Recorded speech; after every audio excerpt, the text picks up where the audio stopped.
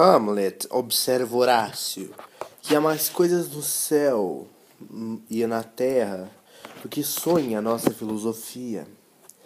Era a mesma explicação que dava a bela Rita ao moço Camilo.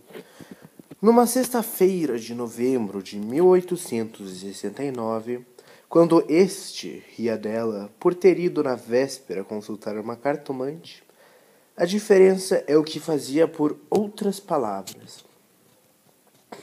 Ria, ria. Os homens são assim.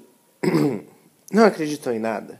Pois sabe que foi ela que adivinhou o motivo da consulta, antes mesmo que eu lhe dissesse o que era. Apenas começou a botar as cartas, disse-me. A senhora gosta de uma pessoa? Confessei que sim. E ela continuou a botar as cartas. Combinou-as e no fim declarou-me que eu tinha medo de que você me esquecesse, mas que não era verdade. Errou! Interrompeu Camilo, rindo.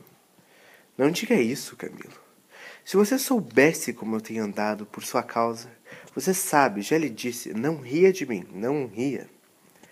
Camilo pegou-lhe nas mãos e olhou para ela sério e fixo. Jurou que lhe daria muito, que os seus sustos pareciam de criança.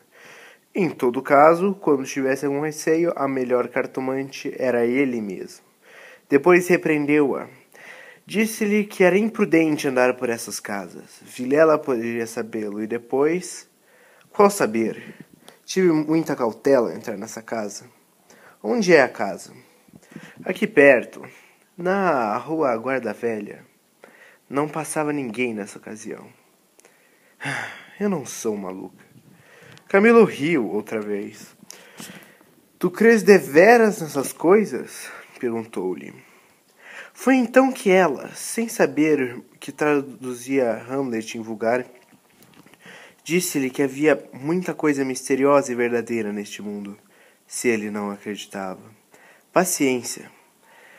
Mas o certo é que a cartomante adivinhara tudo. Que mais? A prova que agora ela estava tranquila e satisfeita.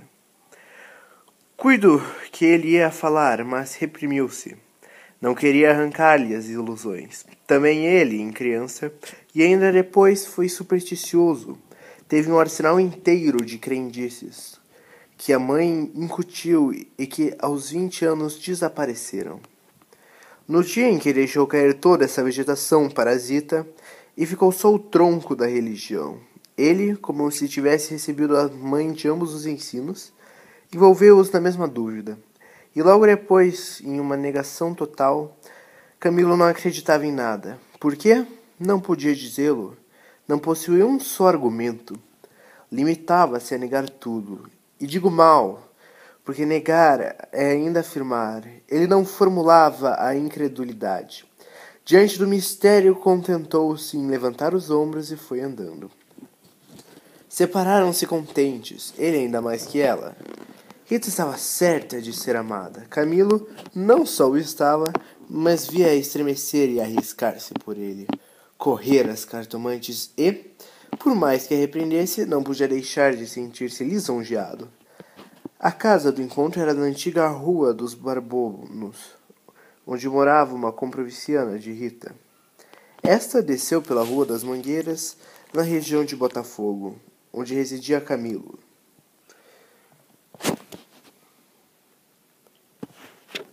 Camilo desceu pela Guarda Velha, olhando de uma passagem para a casa da cartomante. Vilela, Camilo e Rita, 3 nomes, uma aventura e nenhuma explicação das origens. Vamos a ela. Os 2 primeiros eram amigos de infância. Vilela seguiu a carreira de magistrado. Camilo entrou no funcionalismo contra a vontade do pai, que queria vê-lo médico, mas o pai morreu e Camilo preferiu não ser nada, até que a mãe lhe arranjou um emprego público. No princípio de 1869, voltou Vilela da província, onde casara com uma dama formosa e tonta. Abandonou a magistratura e veio abrir a banca de advogado. Camilo arranjou-lhe casa para os lados de Botafogo e foi a bordo recebê-lo. É o senhor? Exclamou Rita, estendendo-lhe a mão. Não imaginava como meu marido é seu amigo. Falava sempre do senhor. Camilo e Vilela olharam-se com ternura. Eram amigos deveras. Depois, Camilo confessou de si para si que a mulher do Vilela não desmentia as cartas do marido. Realmente era graciosa e viva nos gestos. Olhos cálidos, boca fina e interrogativa. Era um pouco mais velha que ambos. Contava 30 anos. Vilela, 29 e Camilo, 26.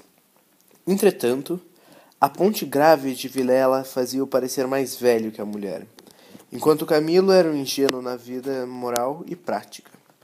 Faltava-lhe tanto a ação do tempo como os óculos de cristal, que a natureza põe no berço de alguns para adiantar os anos. Nem experiência, nem intuição. Uniram-se os três. Convivência trouxe intimidade. Pouco depois morreu a mãe de Camilo, e neste desastre que foi, os dois mostraram-se grandes amigos dele. Vilela cuidou do enterro, dos sufrágios e do inventário. Rita tratou especialmente do coração, e ninguém o faria melhor. Como daí chegaram ao amor? Não o soube ele nunca. A verdade é que gostava de passar as horas ao lado dela. Era sua enfermeira moral, quase uma irmã, mas principalmente era mulher e bonita. Odor de femina, eis o que ele aspirava nela e em volta dela, para incorporá-lo em si próprio. Liam os mesmos livros, iam juntos a teatros e passeios. Camilo ensinou-lhe as damas e o xadrez, jogavam às noites. Ela mal, ele, para lhe ser agradável, pouco menos mal. Até aí as coisas. Agora a ação da pessoa, os olhos teimosos de Rita, que procuravam muitas vezes dele, que o consultavam antes de fazer ao marido as mãos frias, as atitudes insólitas. Um dia, fazendo ele anos, recebeu de Vilela uma rica bengala de presente, e de Rita apenas um cartão com um vulgar cumprimento a lápis. E foi então que ele pôde ler no próprio coração que não conseguia arrancar os olhos do bilhetinho. Palavras vulgares, mas há vulgaridades sublimes, ou, pelo menos, deleitosas. A velha calece de praça, em que pela primeira vez passeaste com a mulher amada, fechadinhos ambos, vale o carro de Apolo.